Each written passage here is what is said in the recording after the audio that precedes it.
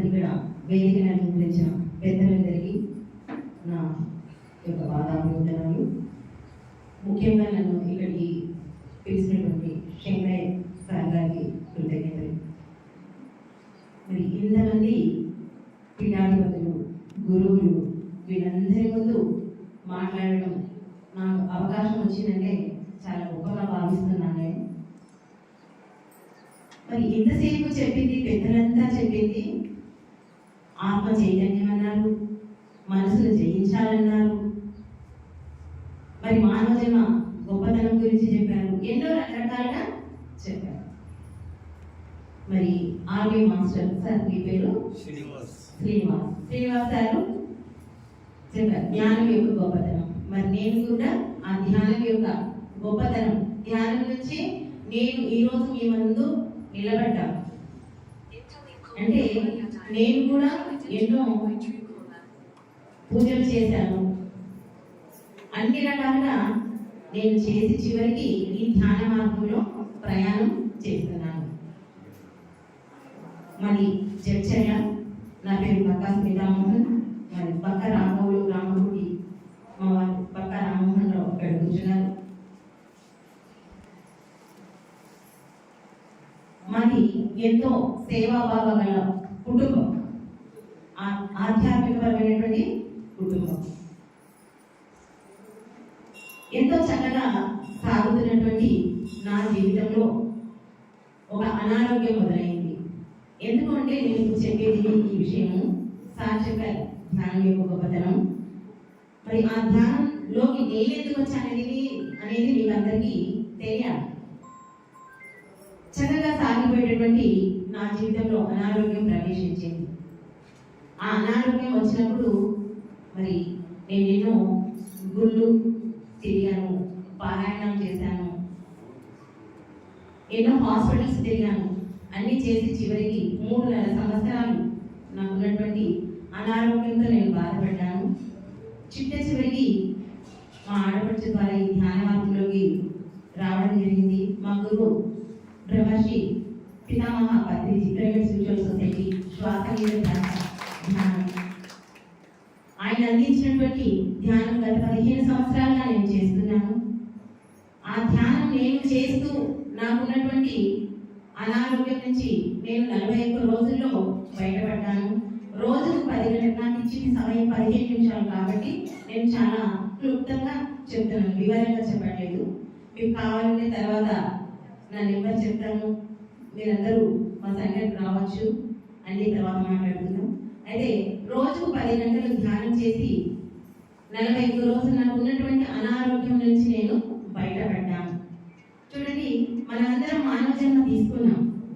మనకి ఊరికే రాలేదండి మానవ జన్మ. ఈ సృష్టిలో 84 లక్షల జీవరాశుల్లో అన్నిటికంటే గొప్పదైంది ఏ జన్మ అంటే మానవ జన్మ. మనం అనుకుంటున్నాం ఏదో వచ్చాం, పుట్టాం, పెరిగాం, మన తల్లిదండ్రులు మనకు అన్నారు అని అనుకుంటున్నాం. కానీ అంత ఈజీగా మనకి మానవ జన్మ రాలేదు. వచ్చిన తర్వాత మరి అందరం ఆనందంగా జీవిస్తున్నామా?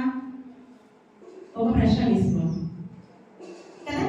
ఎంతో మంది కష్టాలతో, దుఃఖాలతో, నష్టాలతో, సమస్యలతో పోరాడుతున్నారు జీవితాన్ని. ఆ జీవిత పోరాటంలో అనుభవించలేక ఏం చేస్తున్నారు? ఎప్పుడు చాలించాలి ఈ జీవితాన్ని అనుకుంటున్నారా లేదా? ఏదో ఒక సందర్భంలో ప్రతి ఒక్కరికి మన నోటి నుంచి వచ్చే మాట అది ఏంటి? మోక్షం పొందాలి, ఈ జన్మను చాలించాలి అనే ప్రతి ఒక్కరి నుంచి ఆ మాట వస్తుంది. మరి ఊరికే వస్తుందా మోక్షం? రాదండి. ఒక షాప్కి వెళ్ళి ఒక 1000 రూపాయలు ఇచ్చేసి ఇష్టం వచ్చిన చీర తెచ్చుకుంటాం. అలా రాదు మోక్షం. మోక్షం అంటే మనం ఎంతో కష్టపడాలి. కష్టపడితేనే మనం మోక్షం అంటే ఏంటి? అందరు ఏమనుకుంటారు? చచ్చిపోయాక వచ్చేది మోక్షం అనుకుంటారు. కాదు, మనం బ్రతికి ఉండగానే ప్రతి క్షణం ఆనందంగా జీవించడమే మోక్షం. అది ప్రతి ఒక్కరూ గుర్తించాలి. మరి ఆ ఆనందం ఎలా వస్తుంది అంటే మనలోనికి మనం ప్రయాణం చేస్తేనే. కళ్ళు మూసి మన శ్వాసపై, మనలో ఉన్నటువంటి భగవంతునిపై, భగవంతుడు ఎక్కడున్నాడు? గుడిలో ఉన్నాడు, అన్నిట్లో ఉన్నాడు, అనువనువులో ఉన్నాడు. తెలుసు కదా, ప్రహ్లాదుడు అనువనువున ఉన్నాడని చెప్తాడు. హిరణ్యకశిపుడు అడిగితే మూర్ఖంగా అనువనువున భగవంతుడు ఉన్నాడు చెప్తాడు. ఈ స్తంభంలో ఉన్నాడు, ఈ తల్లిలో ఉన్నాడు, ఈ నీళ్ళలో ఉన్నాడు, ప్రతి ఒక్క దాంట్లో ఉన్నాడని చెప్తాడు.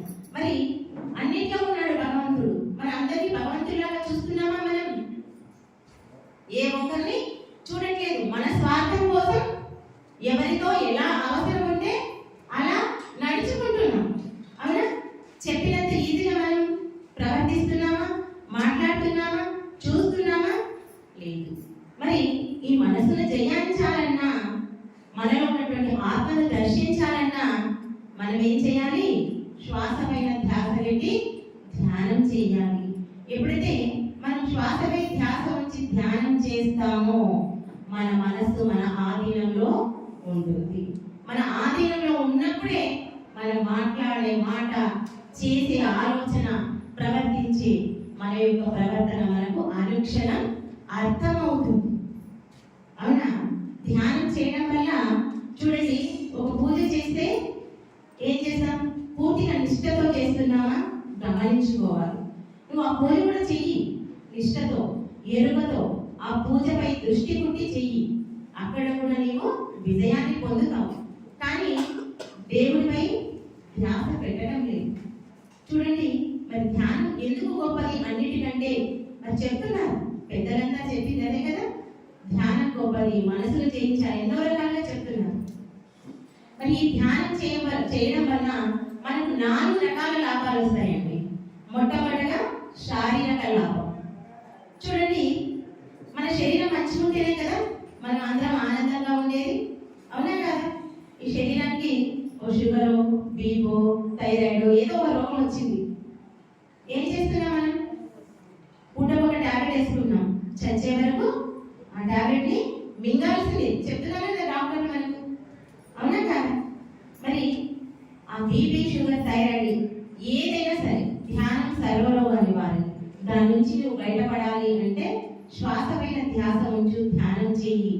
శారీరకంగా పరంగా ఇవి ఎన్నో లాభాలు పొందుతావు. పత్రిక చెప్తారండి, ధ్యానం చేస్తే 1,00,00,000 లాభాలు. మరి ఆ లాభాలను పొందాలంటే ప్రతి ఒక్కరూ వాళ్ళలోకి వాళ్ళు ప్రయాణం చేయాలి. ఇలా శరీరపరంగా మనం ఎన్నో రకాలైనటువంటి లాభాలను పొందవచ్చు. మరి మానసికపరమైన లాభాలు ఏంటి అంటే, మొట్టమొదటిగా మన మనసును మనం ప్రశాంతత చేసుకోవాలంటే ధ్యాస ఉంచాలి. దేని మీద ధ్యాస ఉంచాలి? మనసు పైన, శ్వాస పైన. ఆ శ్వాసను ధ్యాస ఉంచితే, శ్వాసపై ధ్యాస ఉంచితే మన మనసు మన ఆధీనంలో రావడానికి అవకాశం మనకు ఉంటుంది. మరి ఈ మనసును తెలిస్తే, మన ఆధీనంలో ఉంచుకుంటే మనం ఏమైనా తప్పులు చేస్తామా? ఇంకా ఎలాంటి తప్పులు మనము చెయ్యము. అదే కదా, అసలు మళ్ళీ ఎందుకు వస్తున్నాం మనం ఈ భూమికి? ఒక జన్మ చాలించిన తర్వాత నమ్ముతారా? జన్మలు ఉన్నాయి నమ్ముతారా? చెప్పండి ఒకసారి. జన్మలు ఉన్నాయా లేదా? ఉందని చెప్పుకుంటారు, ఒప్పుకుంటారు కదా. మరి ఎందుకు వస్తున్నాం మళ్ళీ జన్మ తీసుకొని? జన్మ వద్దు అనుకుంటున్నాం. మరి వద్దు అనుకున్నప్పుడు దానికి తగ్గ సహాయం అంటే ఆ జన్మ రాకుండా ఉండడానికి మనం ప్రయత్నం చేయాలి. ఆ ప్రయత్నం మనం చేస్తున్నామా అనేది ప్రతి ఒక్కరూ ఆలోచించాలి. ఈ మనసును మన ఆధీనంలో ఉంచుకుంటేనే మనం ఎలాంటి తప్పులు చేయము. అసలు మానవుడికి రోగం రావడానికి ఏంటి కారణం అంటే మనం చేసే పాపాలు.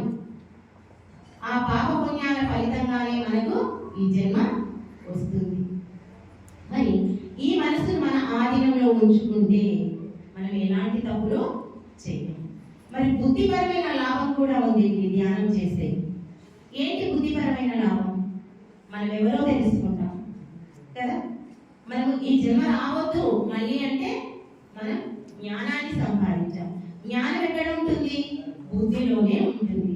ఈ బుద్ధిని వికసింప చేసుకోవాలంటే మళ్ళీ పత్రికారు చెప్పిన శ్వాస మీద ధ్యాస. నువ్వు ఏది చెయ్యాలన్నా శ్వాస పైన ధ్యాస ఉంచాల్సిందే. ఆ బుద్ధిని వికసింప చేసుకుంటే మనం జ్ఞానాన్ని సంపాదిస్తాం. మరి భగవద్గీతలో శ్రీకృష్ణ భగవానుడు చెప్పాడు కదా, జ్ఞానాతి దత్త కర్మాణం నువ్వు ఎప్పుడైతే జ్ఞానాన్ని అగ్నిగా ప్రజ్వలింప చేసుకుంటావో అప్పుడు నీవు చేసినటువంటి కర్మలు దగ్ధమవుతాయి. చూడండి, ఒక దొంగ ఉన్నాడు, దొంగతనం చేస్తాడు. చేసినప్పుడు ఏం చేస్తాడు?